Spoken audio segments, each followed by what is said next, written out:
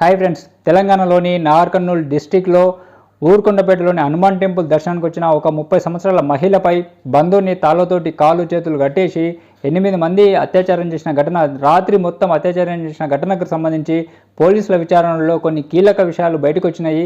దాని గురించి మనం ఈ వీడియోలో మాట్లాడుకుందాము. వీడియో మీకు ఏమాత్రం నచ్చిన లైక్ చేయండి.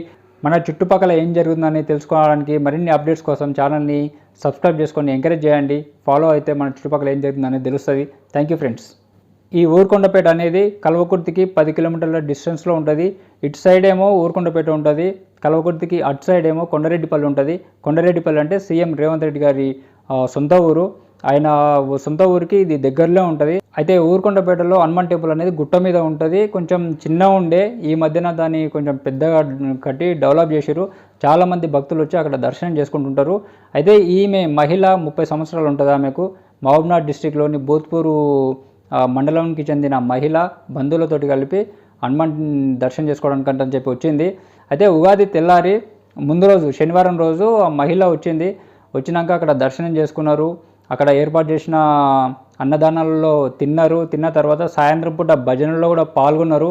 నైట్ పడుకునే ముంగల వాష్రూమ్ కోదమంటని చెప్పి ఆ మహిళ పోయింది. అక్కడ వాష్రూమ్స్ అన్నీ లాకేసి ఉన్నాయి, సరిగ్గా ఫెసిలిటీస్ లేవు. లేకపోయేసరికి బంధువుని ఎంట పెట్టుకొని బయటికి వెళ్ళింది. ఆ టెంపుల్ చుట్టుపక్కల మొత్తం గుట్టలు ఉంటాయి, మీకు చూపిస్తున్న మొత్తం గుట్టలు ఉంటాయి. అయితే ఆ బంధువుని ఎంట పెట్టుకొని బయటికి వెళ్ళింది. బయటికి అప్పుడు నైట్ 11:30 అవుతున్నది. అయితే ఆ టెంపుల్లో పనిచేసే ఒక ఒప్పంద కార్మికుడు ఏం చేసిండు, తన ఫ్రెండ్స్కి కాల్ చేసిండు. ఆ టైంలో ఆ ఫ్రెండ్స్ ఒక 6-7 మంది ఉంటారు. వాళ్ళు ఆ గుడి ఆవరణలోనే తాగుకుంటూ, అంటే గుడికి బయట వాళ్ళు తాగుకుంటూ కూర్చున్నారు. ఫోన్ చేసేసరికి వాళ్ళు వచ్చి మహిళను అడ్డుకొని బంధువుని కొట్టిర్రు. కొట్టిన తర్వాత తాళ్ళు తీసుకొని కాళ్ళు చేతులు కట్టేసిర్రు. అతనివి కట్టేసి ఆయన దగ్గర 2 కావలున్న తర్వాత మిగతా 6 మంది పోయి ఆమెపై మొత్తం నైట్ తెల్లార్లు అత్యాచారం చేసుకుంటూ ఉన్నారు.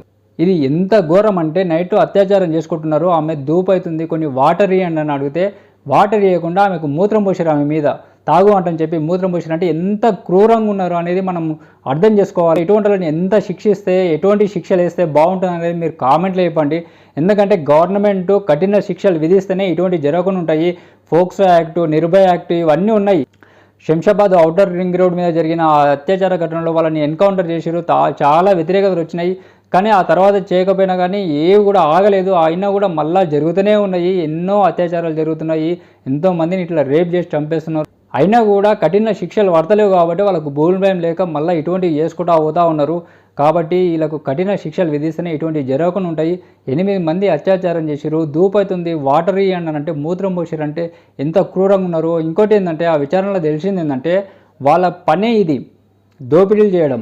ఎవరైనా ఆ టెంపుల్ దగ్గరకు వచ్చిన మహిళలపై దోపిడీలు చేసి బంగారం అవి గుంజుకోవడము, ఎవరైనా మైనర్లు ఆ టెంపుల్ ఆవరణలో పార్కు దగ్గరకు వస్తే వాళ్ళని బెదిరించి బ్లాక్మెయిల్ చేసి వాళ్ళ దగ్గర డబ్బులు వసూలు చేయడం, కార్మికులు వాళ్ళ ఫ్రెండ్స్కి ఫోన్ చేసి చెప్పడము, వాళ్ళందరూ రావడము, వచ్చి ఇట్లా బెదిరించి ఇటువంటివన్నీ చేయడం. వీళ్ళ గ్యాంగ్ మొత్తం అదే ఊరికి సంబంధించిన వీళ్ళందరూ కూడా ఇదే పని చేయడము.